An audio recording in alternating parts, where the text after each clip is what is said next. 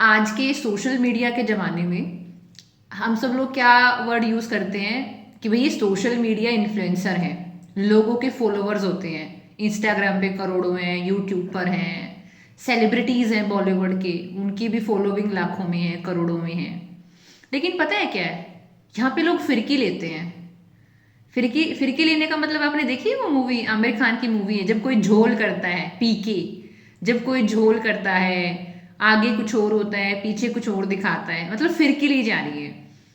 तो आज ना लोगों की बातों में, उनकी पर्सनालिटी में दम नहीं है। मतलब मन कमजोर क्यों है, चलो शरीर तो कमजोर हुआ ही हुआ, ठीक है, लेकिन मन भी कमजोर है।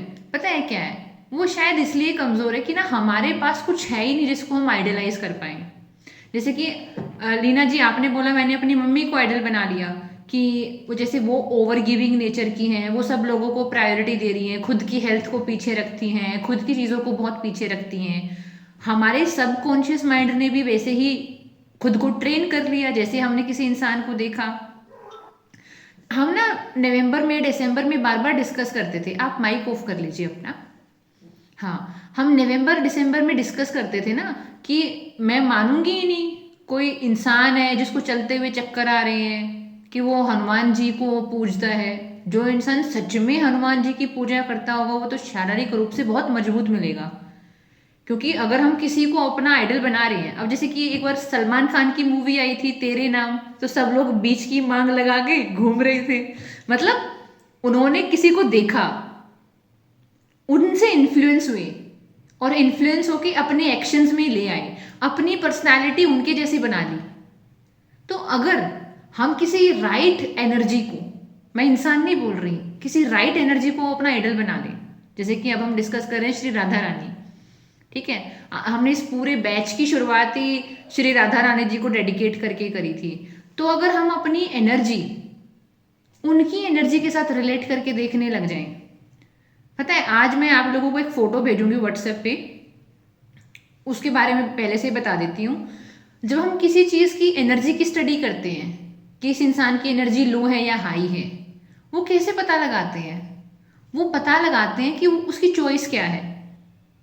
अगर उस इंसान के पास चॉइस थी कि वो सुबह 9 बजे तक बिस्तर में पड़ा रह सकता है, लेकिन ये चॉइस होने के बाद भी वो सुबह 6 बजे उठ के पार्क में गया, तो उसकी चॉइस उसको क्या बना रही है? एक इंसान के पास चॉइस थी कि चाहे तो वो चुपचाप घर वालों की चार बातें सुन के चुपचाप वहां से निकल ले और अंदर ही अंदर घुटता रहे, वरना उसके पास दूसरी चॉइस भी है कि वो एक बार अपनी बातों को सीधे तरीके से, साफ तरीके से कह दे, मुझे ये चीज़ पसंद नहीं है, मेरे साथ ना करी जाए।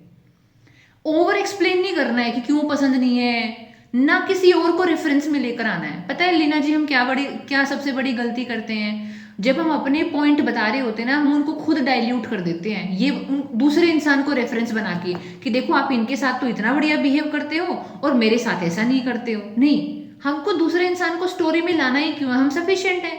हम सिर्फ ये बोल देंगे कि ये एक पर्टिकुलर बिहेवियर है जो मुझे घर वालों का पसंद नहीं है, या फलाना फलाना इंसान है, चाहे वो ऑफिस में हो, चाहे वो पड़ोसी हो, चाहे वो रिश्तेदार हो, चाहे वो पेरेंट्स हो, क्या आप ऐसा नहीं करेंगे?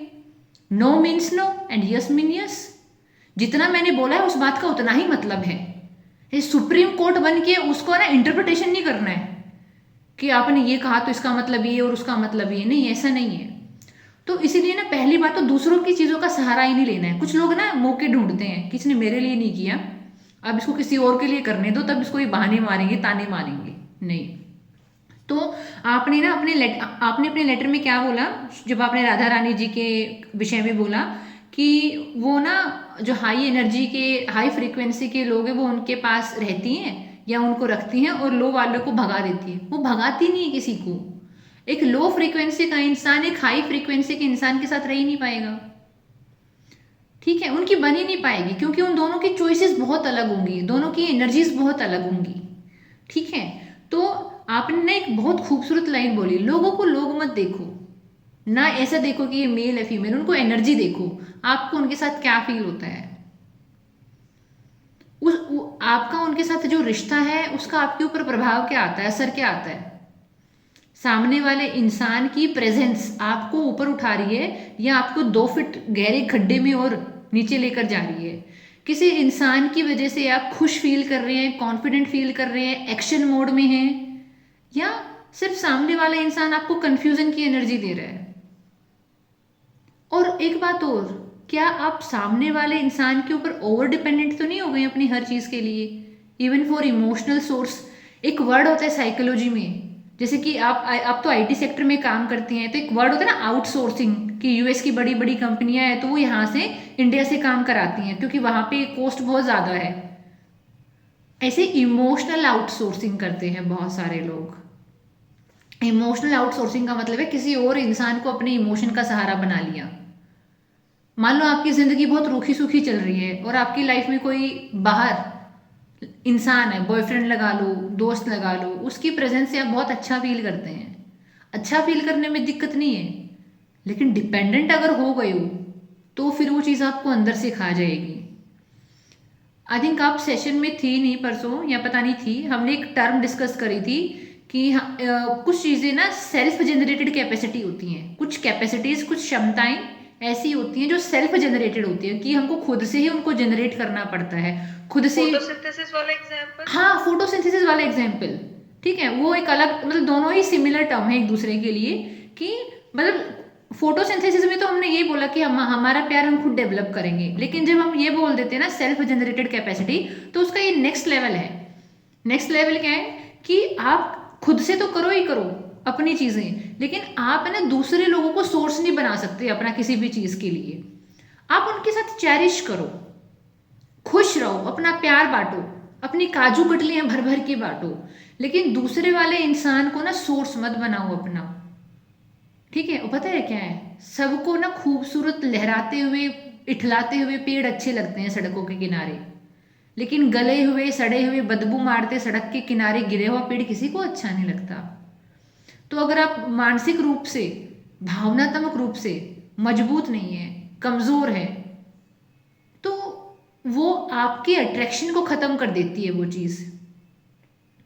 ठीक है, जब हम एक बार स्टैंड, तो आपने, जब एक बार हम स्टैंड लेना चालू करते हैं तो हमारी एनर्जी बढ़ने लग जाती है, क्योंकि हमारा अपने ऊपर विश्वास बढ़ता है।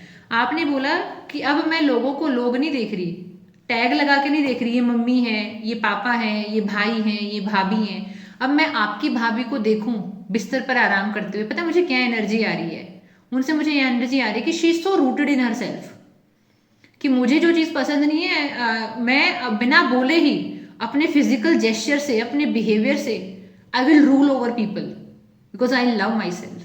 आई am not afraid of losing people. इनको जाना है तो चले जाएं, I am not afraid of losing people, I am sufficient in myself. लेकिन अगर मैं आपकी एनर्जी स्टडी करूं तो deep down you are afraid of losing people, you don't want to lose people. There is and ये ऐसा नहीं है कि हमारी चीजें अंदर क्यों, ये है ना हमारे सबकॉन्शियस की प्रोग्रामिंग है जो बचपन से हमारे अंदर आती है। शायद बचपन से ही हमने लेफ्ट आउट फील करना, या शायद बचपन से ही हम सिर्फ किसी की भाई टॉप प्रायोरिटी में नहीं थे और हमारे दिमाग ने उसी बात को रियलिटी मान लिया अपनी। ऐसा नहीं है कि हमारे अंदर कमी है। तो इसीलिए हाँ, मैंने शुरू में एक टॉपिक बोला था कि फिल्म स्टार है, सेलिब्रिटी हैं और इन्फ्लुएंसर हैं सोशल मीडिया के। आप है ना राधा रानी को अपना सोशल मीडिया का इन्फ्लुएंसर बनाओ। आप शाहरुख खान और ऋतिक रोशन और फलाना ढिमकाना जितने भी हैं उनको एक बार साइड करके आप अपना आइडल श्री राधा रानी को बनाओ। और मैं आपको व्हाट्सएप पे क्या करूंगी, ग्रुप में मैं एक फोटो भेजूंगी आपको, बेसिकली जो मैंने एक तरीके का नोट्स बनाए हैं। उसका पर्पस क्या है कि ये क्वालिटीज है उनकी, क्वालिटीज हैं, क्या क्वालिटीज हैं कि वो अपने आप में रूटेड है, क्या क्वालिटी है कि वो अपने आप में सफिशिएंट फील करती हैं, वो डेवलप कर रही हैं अपनी कैपेसिटी। कैपेसिटी डेवलप करना आसान नहीं है। हमने कल ही बोला था ना कि हमारी हरियाणवी में बोलते हैं कि भाई तने जितने पाछी ने खड्डे खोद रखे ने उन्हें बढ़ने में टाइम लगेगा। मतलब पीछे जितना तुम्हारा इमोशनल डैमेज हुआ है, या पीछे तुम्हारा एक साइकोलॉजिकल लेवल पे तुमने वीक फील किया है, कि हम एक ऐसी स्टेज पर भी थे कि खुद को रिलैक्स करने के लिए हम एंटी डिप्रेसेंट ड्रग खा रहे थे।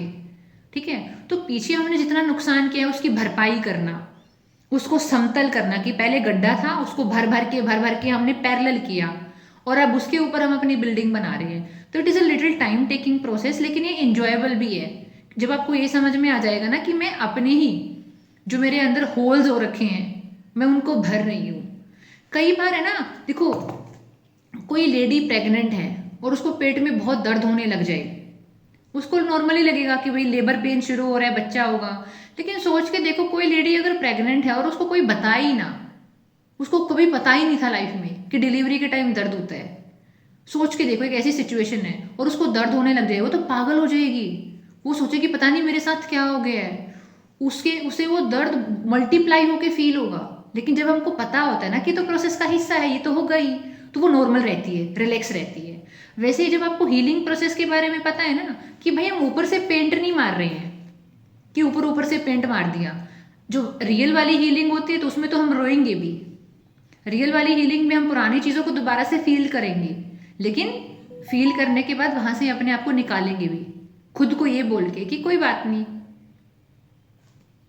जब मैं बच्ची थी, बचपन में शायद मेरे को वो प्रोटेक्शन वाला इन्वायरमेंट नहीं मिला, लेकिन अब तो हूं ना मैं अपने लिए अवेलेबल, अब तो मैं अपने लिए अवेलेबल हूं ना। देखो, आज जो ईशा है ना, वो सिर्फ आज की ईशा नहीं है, उसके पास सालों की एक्यूमुलेटेड एनर्जी है। वो हमेशा से शायद स्कूल में भी ऐसी रही होगी, वो शायद अपने पेरेंट्स के साथ भी ऐसी रही होगी। ऐसा नहीं है कि कोई इंसान सडनली अपना बिहेवियर बना लेता है आके। सब लोगों की अपनी प्रोग्रामिंग होती है और कुछ लोगों की डिफॉल्ट होती है। ऐसा नहीं है कि कोई इंसान जानबूझ के अपने आप को ऐसे प्रोग्राम करता है कि मुझे कॉन्फिडेंट रहना है और मैं लोगों को खोने से डरती नहीं हूँ। हमारा माहौल, हमारा स्कूल, हमारे आसपास के लोग, इवन हमारी, अगर मैं बहुत स्पिरिचुअल होकर बात करूँ तो हमारी एंसेस्ट्रल एनर्जी। कुछ लोग बोल देते हैं ना कि इनके घर में पितृदोष है, सबकी तबीयत खराब रहती है, इनके फाइनेंशियल वेल मैनेज नहीं रहते हैं, इनको नुकसान होते रहते हैं। That is a ancestral energy. ठीक है, मतलब मैं आपको क्या बता रही हूँ कि हमारे ऊपर, हमारे सबकॉन्शियस प्रोग्रामिंग के ऊपर हमारा भाग्य कैसा है, उसके ऊपर ना बहुत सारी चीज़ों का प्रभाव पड़ता है। हमारे पेरेंट्स का भाग्य कैसा है, उनकी हमारे साथ बिहेवियर कैसी है, उनकी सिचुएशन कैसी थी, पारिवारिक सिचुएशन कैसी थी, उनकी जो सोशल सिचुएशन है वो कैसी थी, हम एज अ परिवार एक कुल के तौर पर हमारा कैसे डेवलपमेंट हुआ है, बहुत सारी चीज़ों का हमारे ऊपर प्रभाव आता है। लेकिन हाँ, अगर आप यूनिवर्स के साथ अलाइन होना सीख जाते हैं कि हम राधा रानी जी के चरणों में हैं, हम अपने आप को सरेंडर करते हैं, हम अपने ऊपर काम करना चूज करते हैं, तो आसपास की चीज़ें मैनेज हो जाएंगी। वो एंजाइटी मिटनी चालू हो जाएगी, क्या होगा क्या होगा। अगर कोई इंसान सच में हील हो रहा है, स्पिरिचुअल हो रहा है, तो उसको ना भविष्य का जो चिंता है ना वो खत्म हो जाएगी उसकी, उसको होएगी नहीं कि भविष्य में क्या होगा। ये सिम्टम है उस इंसान का, ये नेचुरल बिहेवियर, डिफॉल्ट सिस्टम है उस इंसान का। लेकिन अगर किसी इंसान को बहुत ज़्यादा पास्ट की चीज़ें खुरेद रही हैं और भविष्य की बहुत ज़्यादा चिंता उसको सता रही है, तो एक ऐसा पेड़ है, सड़क के किनारे सड़ा हुआ गला हुआ बिना जड़ों का पेड़ है ये, जिसकी जड़ ही नहीं है। कुछ दिनों में दीमक इसे पूरी तरीके से खा जाएंगी। लेकिन हमको कौन सा पेड़ बनना है, राधा रानी को अपना आइडल बना के, जिसकी दूर दूर तक जड़ें हैं, जो बहुत स्टेबल है। मैं गहराई से शांत हूँ, मैं बहुत रिलैक्स हूँ, मैं स्टेबल हूँ, and then took decision for yourself. अब पता है लीना, इन योर केस अगर मैं आपकी जगह होती तो क्या आइडलाइज करती या मैं क्या हमेशा फील करती, मैं तो पहले तो ग्रेटिट्यूड पे करती कि थैंक यू सो मच कि मेरे पास फैमिली है, थैंक यू सो मच मैं पढ़ी लिखी हूँ, एजुकेटेड हूँ, इंडिपेंडेंट हूँ। बट ना अभी ना मैंने लाइफ का बहुत सारा टाइम है ना, बहुत सारी चीज़ों को मैनेज करते हुए निकाला है। ये रिलेशनशिप है, ये पेरेंट्स हैं, ये सोसाइटी है, ये काम है, ये पैसा है, वगैरह वगैरह। बट नाउ ना अब मेरे को अपने चारों तरफ ना एक सर्कल डेवलप करना है, द सेक्रेड सर्कल, कि इसमें सिर्फ मैं हूँ। मतलब आपको साइकोलॉजिकली, मेंटली, इमोशनली अपनी तरफ आपने एक सर्कल ड्रॉ कर लिया कि अगले 2 महीने 3 महीने I am just pampering my self. मैं कंपेयर ही नहीं करूंगी किसके साथ क्या हो रहा है क्या नहीं हो रहा है, मैं नोटिस भी नहीं करूंगी, और मैं किसी दूसरे इंसान की झमेलों में शामिल भी नहीं होंगी। If it is your mother concern कि किसी की आवाज ना आए, तो उनकी कंसर्न है, रहने दो। इफ यू आर, आप अगर इंटेंशनली किसी की नींद खराब नहीं कर रहे हो इंटेंशनली, तो ठीक है, हमको इंटेंशनली तो खराब करनी नहीं है, लेकिन जो नॉर्मल हमको एक्टिविटी करनी है अपनी, वो हम करेंगे, मेरे डॉग्स भी करेंगे। हम ये जबरदस्ती अपनी मम्मी के ऊपर ला देंगे नहीं कि मम्मा तो आपको मेरे डॉग्स का टेक केयर करना होगा या मेरे डॉग्स तो नॉर्मल बिहेव करेंगे।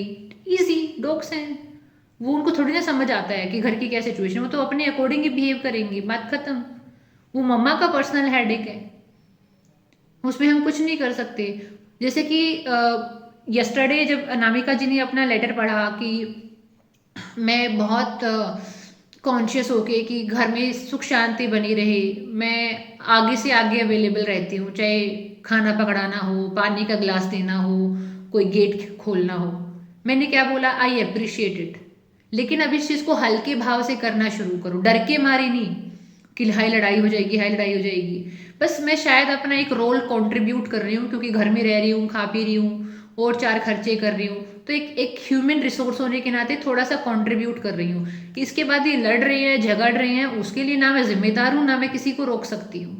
बस मतलब कुल मिला के क्या है, अगर सब कुछ करने के बाद भी बोझ आपके ही ऊपर आ गया तो करने का फायदा क्या हुआ। सब कुछ करो लेकिन हल्के रहकर, जो भी करने का मन है करो लेकिन हल्के रहकर, मेन बात ये है। ठीक है, आपका कुछ करने का मन था घर में, आप करो।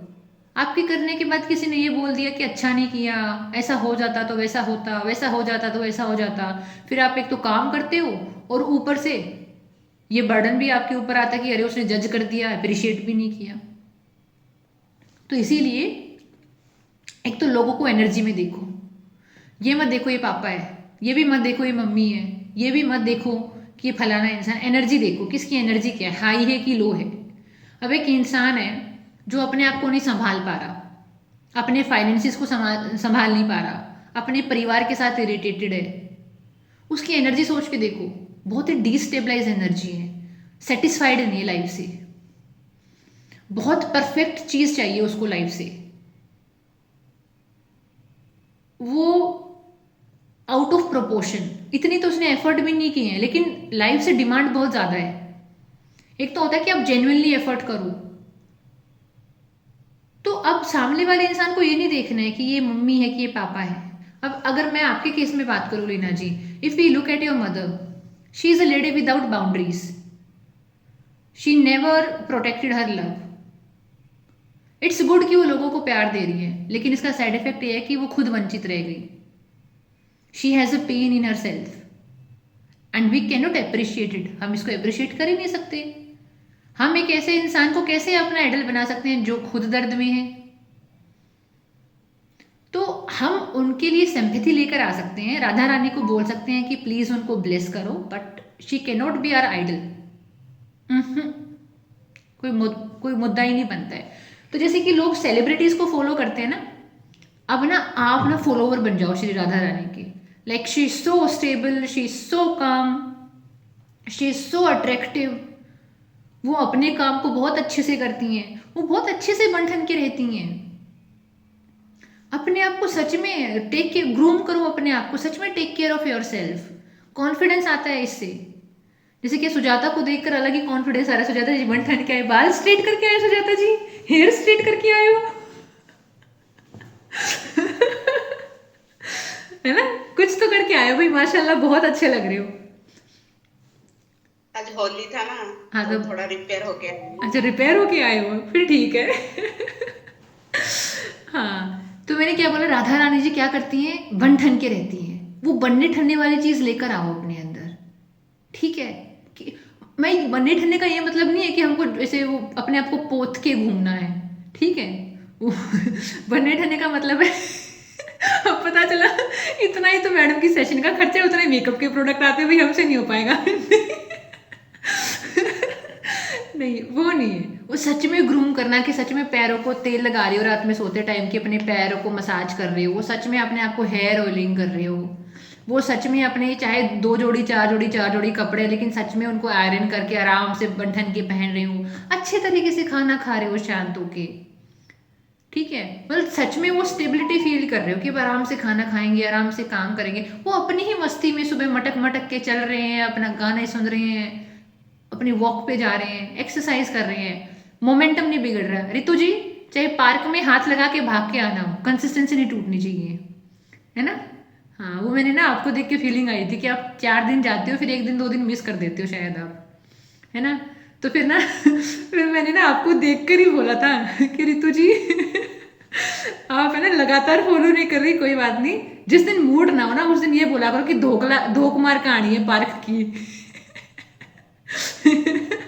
ऐसे धोख लगाते हैं ना, बस ऐसे ही कि जी आज ना पूरा काम तो नहीं कर पाएंगे लेकिन धोख तो लगा देते हैं, ठीक है, तो इससे क्या रहेगा ना, कॉन्फिडेंस रहता है। दीदी बीच में जाना छोड़ दिया था, फिर जाने लगी, वो जॉब मार के आने लगी थी। हाँ, तो ना जब आपको ये लगे ना, देखो देखो, बीच में 1 दिन का 2 दिन का ब्रेक भी है ना, तो उसको गिल्ट नहीं लेना चाहिए, उसको बोलो न्यूट्रल। क्योंकि गिल्ट में चले जाओगे तो वहां से निकलना बहुत मुश्किल है। जिस दिन अच्छे से पढ़ाई हो रही है वो प्लस वाला डे है, जिस दिन नहीं हो रही वो न्यूट्रल डे है। नेगेटिव तो कुछ होता ही नहीं है, वही आराम कर रहे थे।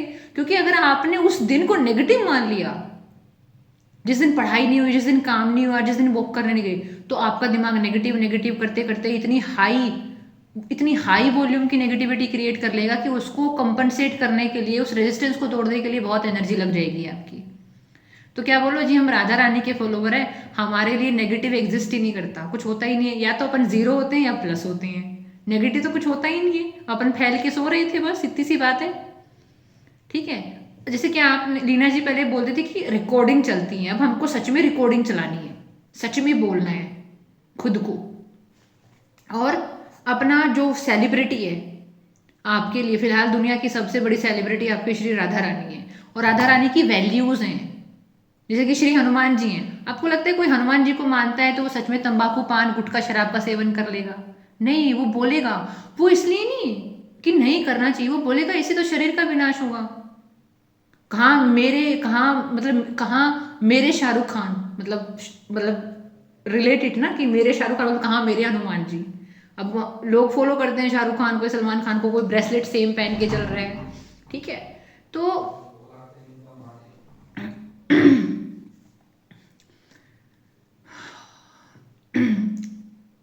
यहाँ पे ना बहुत तेज डीजे चल रहा है, अचानक से बंद हो गई। वो डीजे मेरे को इमोशनल सपोर्ट दे रहा था वो अचानक से बंद हो गया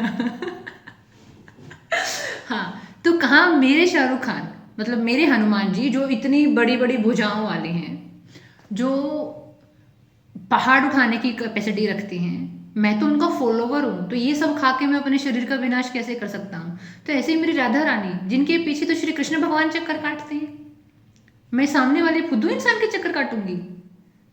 मैं सामने वाले से टेंशन के लिए लड़ूंगी? नहीं पे, नहीं चाहिए। मेरी राधा रानी के पीछे स्वयं श्री कृष्ण भगवान आते हैं, मैं उनकी फॉलोवर हूँ, मैं इस बेढंगे इंसान के पीछे घूमू फिरूंगी? ठीक है, तो like you are doing conversation, आप इमोशनली मेंटली रिलेट करके देख पा रहे हो अपने आप को। ठीक है, तो एक तो लोगों को एनर्जी देखो, आप ये मत देखो हाँ ये मेरी माँ है। पता है साइकोलॉजी में ना, आप स्पेसिफिकली अगर आप यूरोपियन कंट्रीज में जाओगे, बड़ा फेमस टॉपिक है ये, नार्सिसिस्ट मदर। एक माँ जिसने अपने ही बच्चों की जिंदगी खराब कर दी। भारत में ये कॉन्सेप्ट नहीं चल सकता, माँ कैसी भी हो, चप्पल जूता डंडा जो भी लेके पीट रही हो, माँ भगवान है। और होती भी है भाई, एक लेवल पे तो होती है। लेकिन एक पॉइंट के बाद ना आपको डिफरेंस करना आना चाहिए कि अब इस रिश्ते का मेरे ऊपर प्रभाव क्या पड़ रहा है। जैसे कि 18 की उम्र के बाद आपको हक दे दिया जाता है ना कि देश की सरकार चूज कर लो। तो मेरे को लगता है कि 18 आते आते स्कूल में कॉलेज में ऐसी पढ़ाई लिखाई होनी चाहिए जहां लोगों को ये बताया जाए कि आप अब ये देखना शुरू करो किस रिश्ते का प्रभाव आपके ऊपर क्या आ रहा है, कौन से रिलेशनशिप का आपके ऊपर क्या इम्पैक्ट आ रहा है। इवन अगर आपके फादर ने आपकी जिंदगी जहर बनाई हुई है तो उनको काजू कतली दे के राम राम कर दो। ठीक है भैया, आप अपने रास्ते, हम अपने रास्ते। या अगर हमको, और अपने रास्ते और उनके रास्ते का मतलब ये नहीं है कि घर सेपरेट कर लो और प्रॉपर्टी के लिए लड़ने लग जाओ कि आपका हिस्सा ये मेरा ये नहीं उसका मतलब ये है कि मेंटली कनेक्ट करना बंद कर दो, इमोशनली कनेक्ट करना बंद कर दो, रिस्पेक्टफुली बात करो। वो बात करने आ रहे हैं तो कर लो, सेम घर में रह रहे हो, सेम हाउस होल्ड में हो, खाना भी खा रहे हैं, खा लो, शांति से रह लो, छोटा मोटा त्यौहार मना लो, लेकिन ह्यूज इमोशनल और मेंटल डिपेंडेंस नहीं। नहीं, ब्लेस देम, क्योंकि अल्टीमेटली उन्हीं की वजह से दुनिया में है। अच्छा किया बुरा किया, अल्टीमेटली स्कूल भेजा, खाना वाना दिया, इतने बड़े हो गए, 18 के तो हो गए ना, अब तो देश की सरकार चूज कर सकते हैं, इस लायक तो हो गए हैं, और उनका तो उसमें रोल रहा ही है। अच्छा हो या बुरा हो, उन्होंने तो अपना काम पूरा किया ही है अपने अनुसार।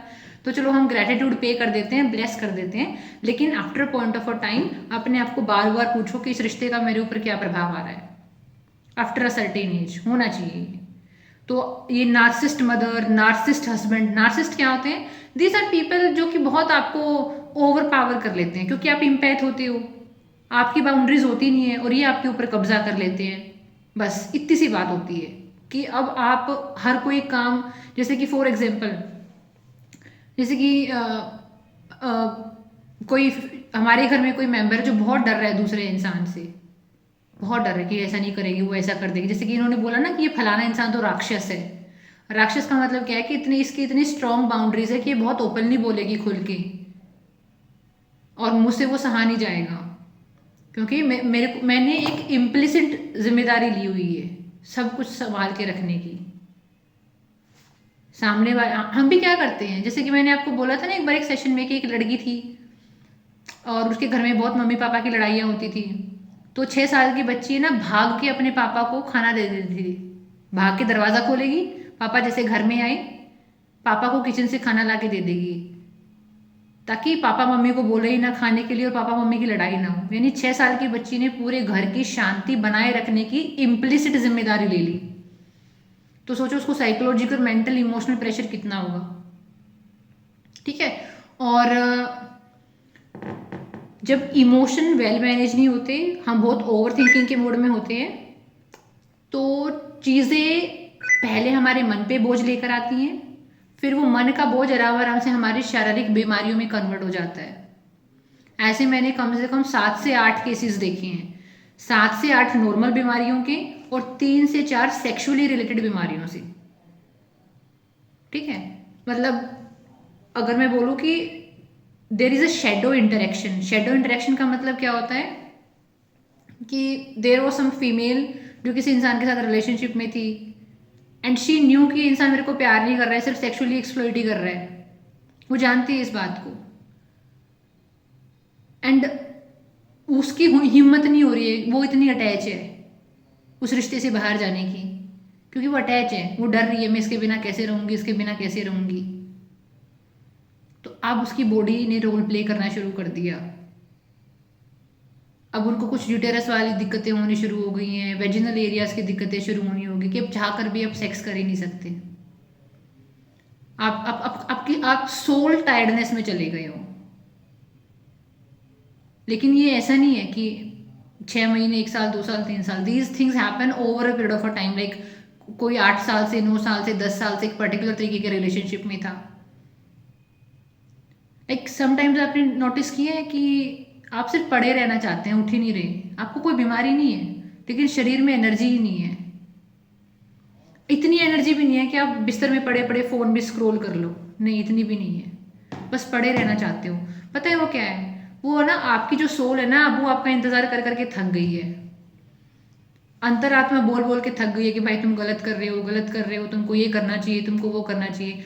अब तुम्हारी आत्मा से तो कुछ उखड़ नहीं पा रहा, अब तुम्हारे शरीर ने रोल प्ले करना शुरू कर दिया है। उसकी एनर्जी इतनी लो हो गई कि बस पड़े रहना चाहते हो। पड़े रहोगे तो किसी से बात नहीं करोगे, कुछ कंटेंट भी कंज्यूम नहीं करोगे। तो आपने नोटिस किया होगा 2-3 दिन लगातार पड़े रहने के बाद आप ऑटोमेटिकली ठीक हो जाते हो, कि आप 3 दिन आराम से पड़े पड़े रह के सोए, चौथे दिन सब ठीक लग रहा है। क्योंकि जब आप इतने 3 दिन से पड़े हुए थे, ना किसी से बोल रहे थे, ना किसी से बात कर रहे थे, ना फोन देख रहे थे, आपकी सोल, आपकी बॉडी, आपका माइंड सब रिलैक्स मोड में चले गए। तो यानी जब आप अपनी अंतरात्मा की आवाज़ नहीं सुनते तो फिर आपका शरीर आपका रोल प्ले करने लग जाता है। ऐसा ही है, आपकी सोल ने बहुत बोला आपको गलत है, गलत है, आप रो रहे हो, चिल्ला रहे हो, अटेंशन मांग रहे हो, प्यार मांग रहे हो। अल्टीमेटली फिर आपकी बॉडी ने आपको बताना शुरू कर दिया कि something is wrong with your self. फिर आपका शरीर आपको डिप्रेशन देगा, एनजाइटी देगा, 4 बीमारियां देगा। So these things happen. लेकिन अल्टीमेटली करना क्या है? एक तो राइट लोगों को अपना आइडल बनाना है। और आप आइडल कैसे बना पाओगे? जब आप ये देख पाओ कि आपको अपना एनर्जी ऊपर की तरफ लेकर जाना है। और वो ऊपर कब जाएगा? जब आप जो आपके खुद के आसपास के लोग हैं, जो भगवान ने दिए हैं, परिवार के लोग हैं, उनको आप एनर्जी के तौर पर देखना चालू करो कि इस इंसान की तो एनर्जी ऐसी ही है, ये हमेशा से ही ऐसे है, इसके साथ लड़के, बहस करके, रो के, धो के क्या फायदा है। मैं ना आपको ना 3 दिन का टास्क देती हूँ। ठीक है, ये 3 दिन का टास्क, आप ना अपने आसपास के लोगों को सिर्फ एनर्जी के तौर पर देखोगे, और किसी को देखकर आपके मन में ऑटोमेटिक आना चाहिए कि हाई फ्रीक्वेंसी वाला इंसान है कि लो वाला है, हाई या लो। मैं आपको एक चार्ट बना के भेजूंगी कि हाई फ्रीक्वेंसी के लोगों के ये सिम्टम होते हैं, ये इमोशन होते हैं, और लो फ्रीक्वेंसी के लोगों के ये सिम्टम होते हैं, ये इमोशन होते हैं। Then you will get to know. फिर पता है आप उन लोगों से उलझोगे नहीं, आप उनसे जबरदस्ती कुछ मांगोगे नहीं। क्योंकि आपको पता चल गया इसकी फ्रीक्वेंसी ऐसी है और इसकी फ्रीक्वेंसी ऐसी है। अब आप इतने बेवकूफ़ तो नहीं हो ना कि आप इसको ये बोलो तो काला क्यों है। भाई देख लिया ये है। भाई आप इसको ये बोलोगे नहीं कि ये सफ़ेद क्यों है, या आप इसको बोलोगे नहीं कि ये लाल क्यों है। आप इसको नहीं बोलोगे, क्यों? क्योंकि आपने इसको देख लिया है एक बार। जब आप किसी चीज़ को बहुत साफ साफ तरीके से देख लेते हो ना, तो आपको उसकी सारी चीज़ें समझ में आ जाती हैं, बस आप देख ही नहीं पा रहे। ठीक है, व्हाट्सएप के ग्रुप में शेयर होगा, तो आप सब लोग व्हाट्सएप के ग्रुप में हैं, आपके पास भी आएगा। हम कोई भेदभाव नहीं करेंगे किसी के साथ। ठीक है, सो लीना जी आपका बहुत शुक्रिया। आपके लेटर के माध्यम से दो चीज़ें आई हैं, एक तो राधा रानी को अपना सेलिब्रिटी बनाना है। ठीक है, जैसे लोग सलमान खान के डाई हार्ट फैन होके घूमते हैं कि हाथ में ब्रेसलेट पहन लिया और बीच की मांग निकाल ली ठीक है, तो वैसे आपको श्री राधा रानी का फैन बनना है क्या? रिकॉर्डिंग मिल जाएगी? हाँ जी मिलेगी, क्यों नहीं। मैं जब भी मैं बोलती हूँ तो मैं अपने आंसर को रिकॉर्ड करती हूँ। जब मेरे को वन वे बोलना होता है, जब मुझे वन वे बोलना होता है, जब आपस में लोग बात कर रहे हैं तो उसको रिकॉर्ड करने का फायदा नहीं है, उसमें फिर लोग अपनी पर्सनल चीज़ें भी शेयर कर सकते हैं, तो फिर वो प्राइवेसी खराब होती है। लेकिन जब मैं वन वे बोल रही हूँ, लोगों को ये कह के कि माइक अपना बंद करो, तो यस रिकॉर्डिंग इट। तो चलो नाउ स्टॉपिंग इट, क्योंकि मेरा आंसर तो कंप्लीट हो गया